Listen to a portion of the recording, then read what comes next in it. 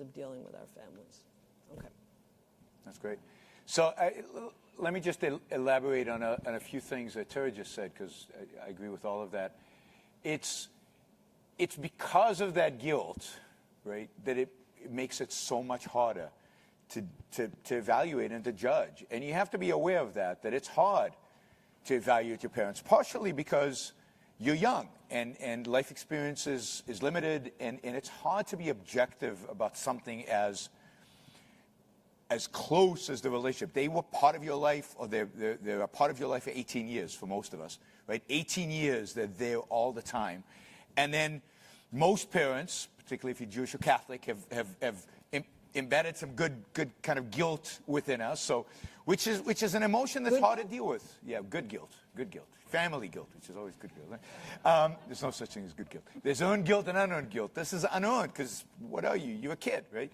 So, and it's very hard to undo all that. You're also rebelling. Most of us rebelled when we were teenagers, in rational and irrational ways. I certainly rebelled in irrational ways when I was a teenager. I didn't have the context that I had 5, 6, 7 years later. So the tendency is they don't know anything, and so you can bounce around. They're useless. And as you go older, well, maybe there were some virtues there. Maybe there's some good things there. So you can go in either direction. You can become too subservient, or you can rebel for the sake of rebelling. And again, the challenge, and it's not easy, particularly with family, for all the reasons Tara mentioned. And because if they were a good family, they've given you so much, right? You have gotten life. That's the big one. But they've supported you for 18 years. Now, it was their choice, but they still supported you for 18 years. So in that sense, they've given you a lot. To untangle all of that and be objective about evaluating your parents, it's very hard. And I think it's part of why even years and years later, we look back and we have to unpackage it, and it's hard to deal with, and so on. But you have to hold one thing clearly. It's your life. It's not theirs, right? And I know this is pretty basic, and if you read The Fountainhead, it's all over The Fountainhead, but it's about you. It's not about them. You have to develop that independence of thinking and independence of living. You don't automatically own your parents anything. You owe them justice. You owe them if they were good. You owe them how you would treat any good person. You owe them that sense of justice. But you don't automatically owe them obedience. You don't automatically owe them love. You don't automatically owe them anything. It has to be earned based on your assessment today of how they treated you growing up and what value they contribute to your life now, at your age, when, as you're living right now. I was doing an interview. I just posted up on YouTube a couple of days ago with an evolutionary psychologist by the name of God Saad. Many of you might know him. And he, during the interview, said something like,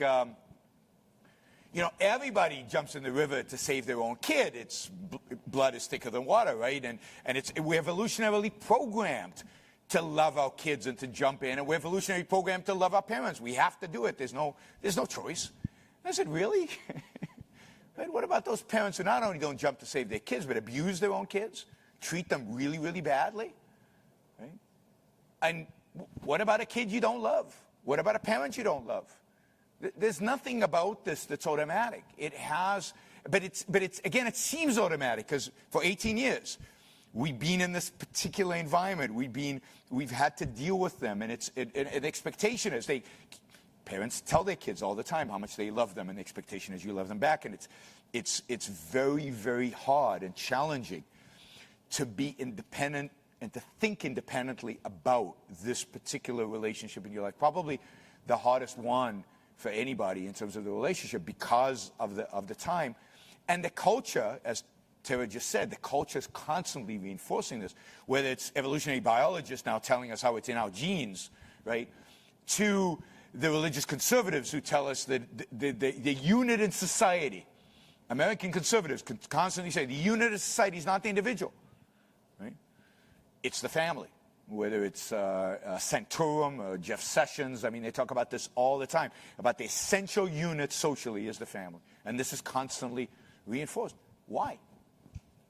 Why is it the family? Why isn't it's you. And go back to, I didn't hear Greg's talk, but I take it that Greg talked about. What is the unit, right?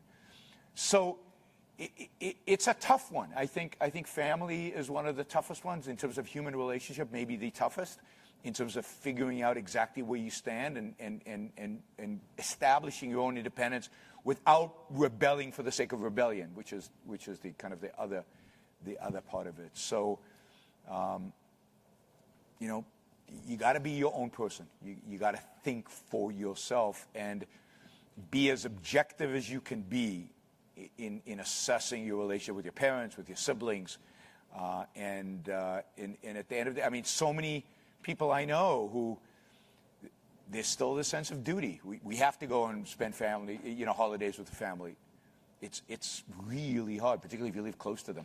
It's almost, you know, because otherwise it's a massive breakup, right? Because so the two pieces of advice are think for yourself move away. and move. Move away, yeah. And moving away makes it easier, I can say, you know, from personal experience. It makes it much easier to deal with it and to have some objectivity about it because you're not engaged in the daily things. So, but yeah, it's a challenge because it's the first tribe, and most parents want it to keep it a tribe, and you're trying to break away from the tribe and be your own person, and it's hard.